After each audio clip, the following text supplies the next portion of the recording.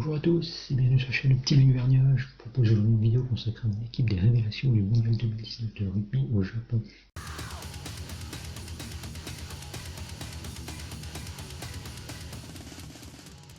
Avant toute chose, pensez à vous abonner à la chaîne, activer les notifications et me suivre sur Twitter.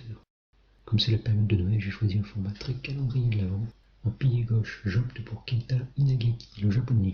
Il n'a pas été le meilleur pilier de la compétition et a ensemble bien rivalisé face à des toulés à droite, comme l'Irlandais Furlong ou l'Écossais Nel, parvenant même à obtenir une pénalité dans ce secteur contre l'Irlande.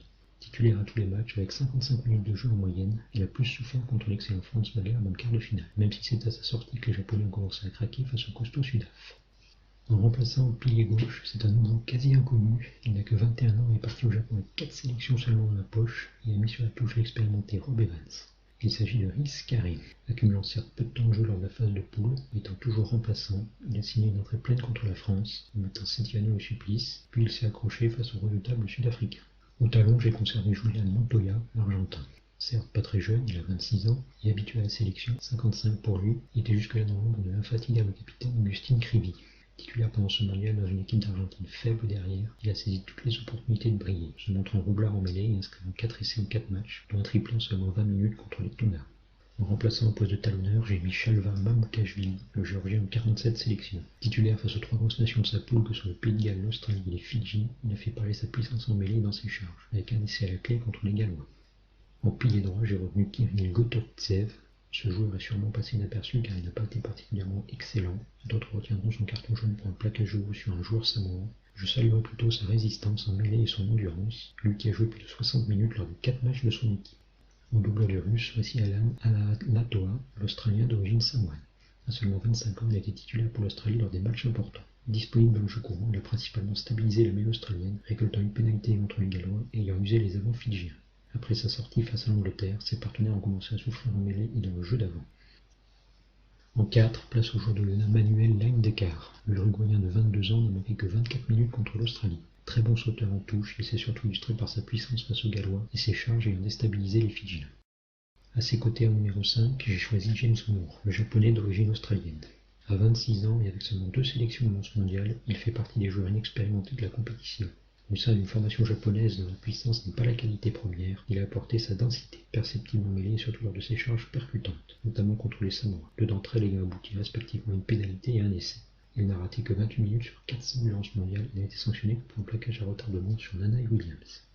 Sur le banc, c'est un choix qui pourra paraître étrange, j'ai opté pour Bernard Leroux. Sachant que je n'ai jamais été fan du joueur et que je l'ai jamais trouvé bien bon en équipe de France, il m'a surpris lors de ce mondial. Auteur d'une bonne rentrée face à l'Argentine, c'est son match plein contre les États-Unis qui restera dans les mémoires. 11 ballons jaune, 30 mètres gagnés, la guerre mise dans les rucks et sa présence en soutien sur le premier essai français. Face aux Gallois, il a redoublé d'efforts pour compenser l'expulsion de Vahamaina, plaquant beaucoup. En 6, un joueur étonnant, le Gallois Aaron Wainwright. 22 ans et joueur de foot il y a encore un an. Reconverti au rugby, il s'est fait progressivement sa place dans le squad gallois, grattant des minutes en phase de poule, puis jouant l'intégralité du quart de finale et 68 minutes face aux Sud-Africains en demi. Capable de jouer aussi en numéro 8, il a fait preuve de puissance et de rapidité, et a pu faire admirer ses crochets et son opportunisme quand il marque un essai contre l'équipe de France, suite à une perte de balle de Guirado. Sur l'autre aile de la troisième ligne, j'ai retenu Tagir Gadziev. Le flanqueur russe a joué toutes les minutes de son équipe et s'est distingué par son énergie au plaquage, 45 à son actif et de bonne qualité aérienne. Au milieu d'une équipe souvent sur la défensive, il a comblé les brèches comme il a pu, mais a rarement été pénalisé. C'est aussi le joueur russe qui a fait le plus de courses ballon en main.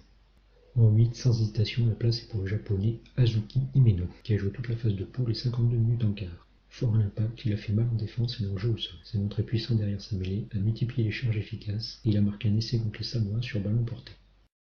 Sur le banc, on retrouve le français Charles Olivon, joueur coureur, plaqueur, gratteur, bon techniquement et solide dans le jeu aérien. Il sait tout faire, marquant même un bel essai contre les Gallois, et manquant de peu de le faire face aux Tonga après une grande chevauchée et un relais avec Vahamaina. Si c'est bizarre de le voir dans la catégorie révélation alors qu'on connaissait déjà son potentiel, je l'ai retenu car nul n'aurait pu parier qu'il serait à ce niveau après 3 blessures très sérieuses à l'épaule. En demi de mêlée, honneur encore une fois à un japonais, le jeune Yutaka Nagari, véritable pilote atomique qui met tellement d'énergie dans son jeu qu'il est remplacé à chaque fois aux alentours de la 60e minute.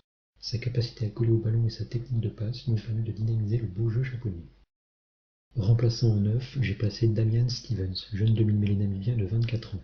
Marqueur d'essai contre l'Italie et buteur, il m'a beaucoup plu contre la Nouvelle-Zélande, se montrant vif dans ses sorties de balle et contribuant aussi au jeu décomplexé et agréable de la Namibie. À l'ouverture, je gardais Yu Tamura, certes expérimenté du haut de ses 56 sélections, mais qui s'est révélé vraiment pendant ce mondial. En dépit d'un peu de déchets au pied, il se place comme le 4e meilleur marqueur de la compétition avec 51 points en 5 matchs. Dans le jeu courant, il est autant capable de servir ses trois quarts dans de bonnes conditions que de distiller des jeux au pied précieux, comme contre l'Écosse pour l'essai de Fukuoka. On lui pardonnera son quart de finale un peu moins bon, lors duquel il n'a joué que 48 minutes et a raté son plaquage sur le premier essai sud-africain inscrit par Mapimpi.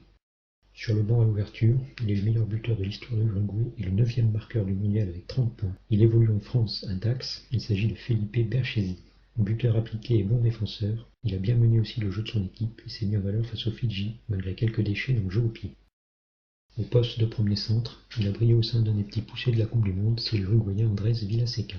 Marqueur d'essai contre la Géorgie, sa grosse activité défensive et ses prises d'initiative ont malmené les Fidjiens et sa vitesse a gêné légalement en première mi-temps.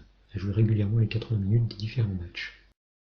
En deuxième centre, j'ai mis Timothy Lafaele. Le joueur japonais a disputé les 400 minutes de son équipe, une particularité pas surprenante quand on observe son abattage offensif, sa gestuelle parfaite et sa capacité à casser les plaquages adverses. Auteur d'une intervention tranchante sur le premier essai japonais contre la Russie, on lui doit aussi un essai contre les Samoa et une passe décisive pour son pilier Nagaki contre l'Écosse. Sur le banc, il était en concurrence avec Lafaele au poste de numéro 13. J'ai choisi le champion du monde sud-africain, Lucanio Am. 26 ans et moins de 15 sélections, il est pourtant titulaire indiscutable aux côtés de Dealende. Am a joué les 240 minutes des phases finales, où il s'est montré rapide, solide au plaquage, créateur de brèches dans la défense, et décisif sur l'essai de Mapimpi en finale, qui donne le titre à l'Afrique du Sud. Lors des matchs de poule, il a eu 2 essais. Il a connu un peu de déchets techniques, ce qui justifie que je lui ai préféré Lafaele en titulaire. Sur l'aile, il était aussi dans mon 15 type de la compétition. On lui doit 6 essais lors de ce mondial, dont un doublé décisif contre le Japon et celui de la gagne face aux Anglais. C'est Makazole Mapimpi, 29 ans et à peine 14 sélections dans cette Coupe du Monde. Endurant sur 80 minutes, il a pris le meilleur sur 2 de ses concurrents à l'aile, Matsushima en quart et Josh Adams en demi. À la seconde aile, je mets un coup de projecteur sur un joueur à la trajectoire particulière. Il s'agit du japonais Inki Fukuoka.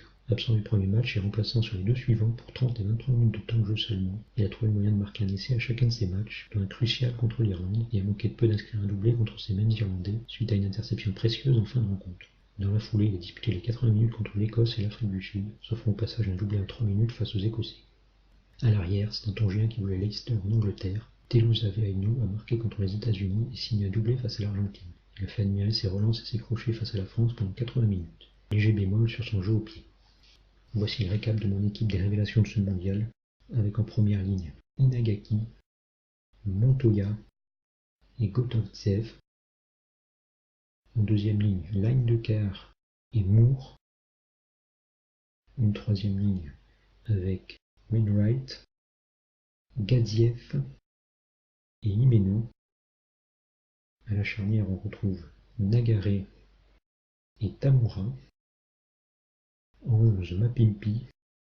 Au centre, Villaseca et Lafaele. Sur l'autre aile, Fukuoka. Et à l'arrière, Veainu.